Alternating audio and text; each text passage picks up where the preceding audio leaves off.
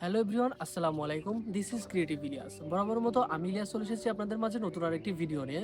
বর্তমানে বাংলাদেশে যে সমস্ত অপারেটরগুলো রয়েছে, লাইক গ্রামীণ, এয়ারটেল, বাংলালিংক, রবি, এই সমস্ত সিম অপারেটরগুলোতে কিন্তু আপনারা যদি কোনো নাম্বারে কথা বলতে চান তাহলে কিন্তু আপনাদেরকে কল রেট হিসেবে বিভিন্ন রকম চার্জ কেটে থাকে।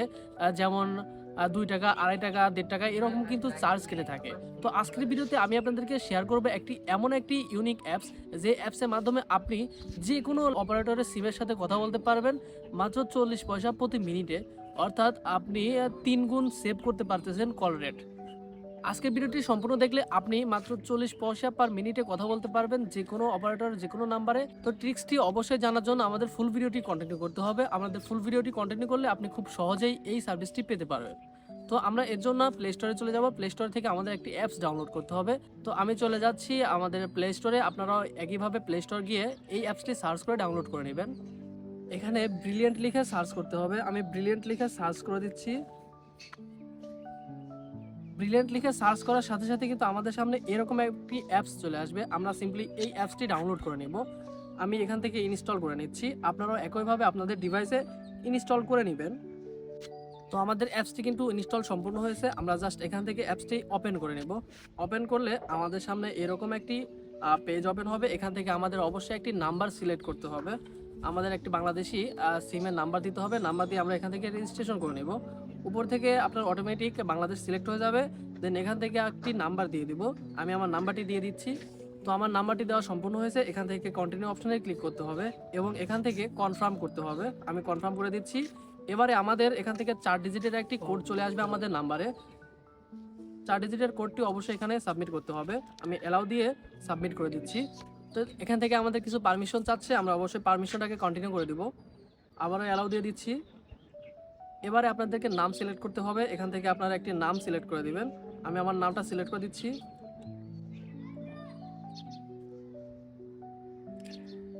এরপর কন্টিনিউ অপশনে ক্লিক করতে হবে।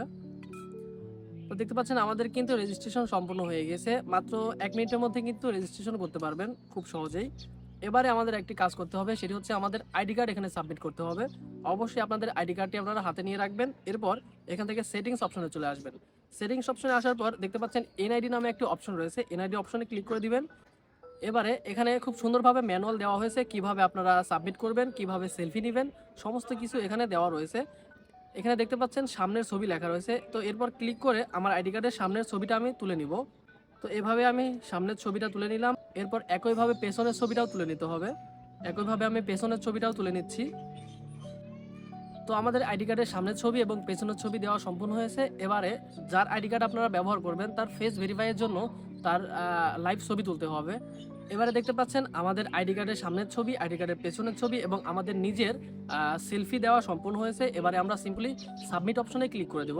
সাবমিট অপশনে ক্লিক করলেই আমাদের রেজিস্ট্রেশন প্রক্রিয়াটি চলমান একটি আপডেট দেখাচ্ছে। এখানে কিন্তু 1 সেকেন্ডের মধ্যে আমাদের রেজিস্ট্রেশন সম্পূর্ণ হয়ে গেছে। দেখতে পাচ্ছেন লেখা রয়েছে ব্রিলিয়ান্ট রেজিস্ট্রেশন সম্পূর্ণ হয়েছে।